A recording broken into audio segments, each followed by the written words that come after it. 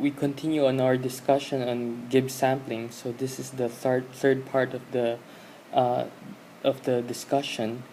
Previously, we showed how to calculate for the background frequency counts, or the probabilities that each of these residues occur in the background. And the next thing we do is we try to remember in the first part, we for the Gibbs sampling, we tried to we chose a sequence for sampling. And if you remember, the in the first part, I think we chose the first sequence as the sequence for sampling, and so we isolated that sequence, and the remaining sequences which were unchosen, these were the sequences we used to build the probability tables. And so now we have this probability table here, which was explained how we calculated these values in the previous discussion earlier.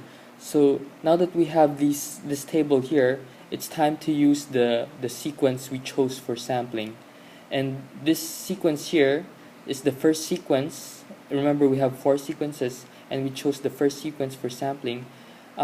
We do an iterative process for this sequence here. So here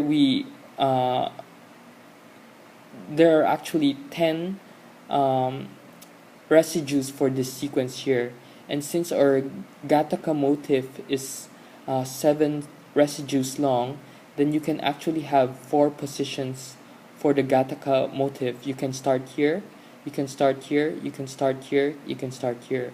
If you start here, then you end here.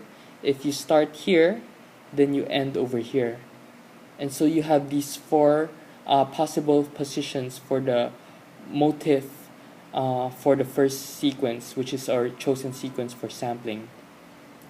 Now, we have 4 possible positions for the motif for the chosen sequence, and we try to calculate for the probability that the motif is in the first position, in the second position, in the third position, or in the fourth position.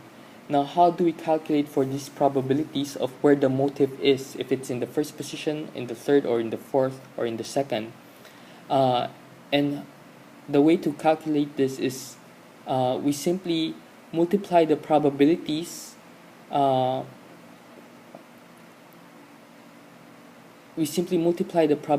for each of the positions given the sequence of the motif for a given motif position, and then we divide it by the product of the probabilities of those residue identities in the background.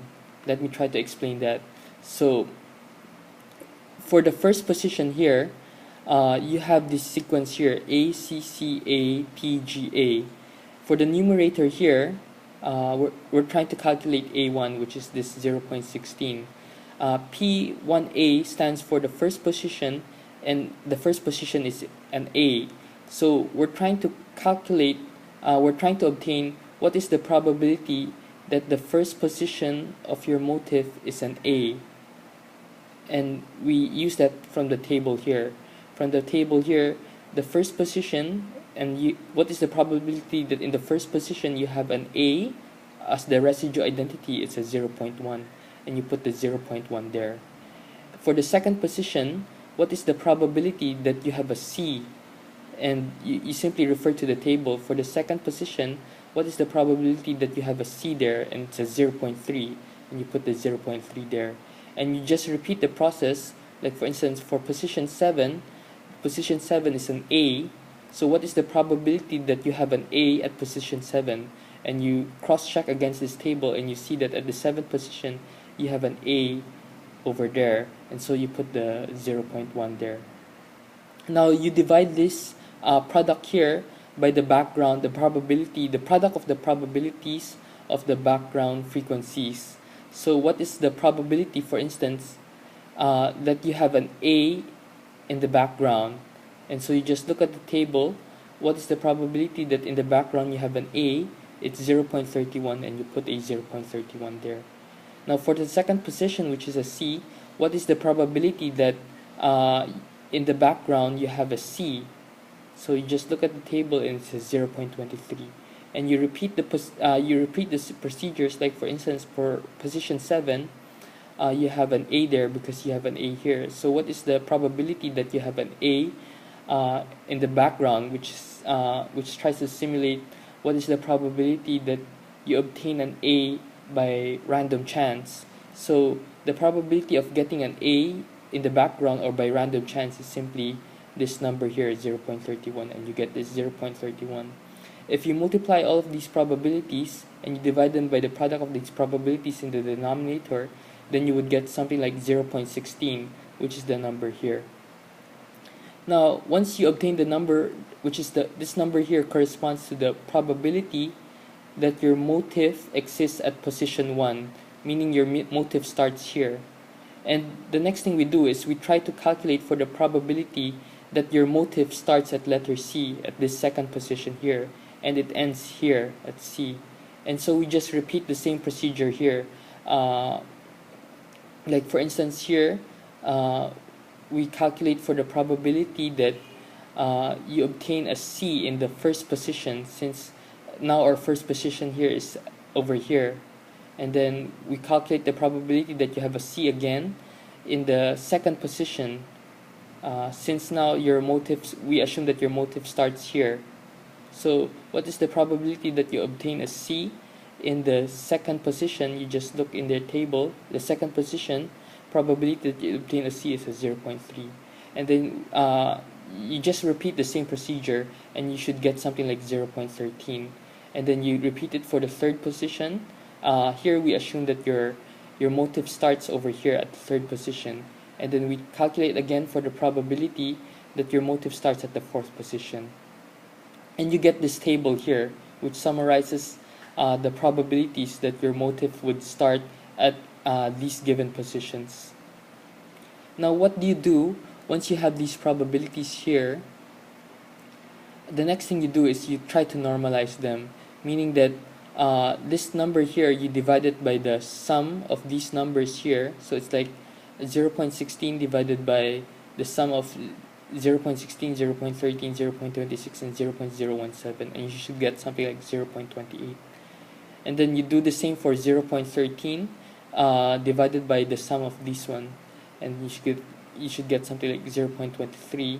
And then here for 0.26, it's simply 0.26 divided by the sum of this one. Notice that this is like times 2. 0.13 and 0.26 is a factor of 2, and so the normalized values have a factor of 2 as well. And then finally for 0.017, you divide it by the sum of this one, and you get this one here. Now once you have the normalized probabilities, the next thing you do is, in the Gibbs sampling method, is you choose a random motif position for the so here we try to sample a random position. We draw a random sample from this probability distribution here. So we have to, it's like you're drawing a lot, but the probability of obtaining a certain value or a certain position is weighted by these values over here. So even though you're drawing, you're trying to randomly choose between 1, 2, 3, and 4, but the probability of choosing a 3 is higher because you have a weight of 0.46 than the probability of choosing a position of 2 than 0.23. So it's very random in nature. You're trying to choose a random position. You're trying to sample randomly a position 1, 2, 3, and 4, but the probability of hitting one position, position 3, is higher because it's 0.46, and the probability of sampling a position of 4 is very, very slim because it's 3% only. And so let's say we did a random sampling and we obtain a random sample of 0.2, because here we have a 0.23 or a 23% of getting obtained for a position 2. Let me rephrase that. For position 2, you have a 23% chance of being chosen, and so there's still a substantial chance of choosing 2, even though your position 3 has almost a 50% chance of being chosen.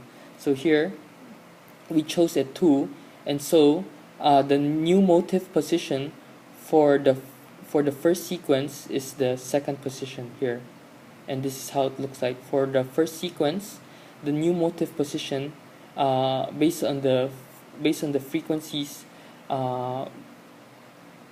calculated from the unchosen sequences, is the second position.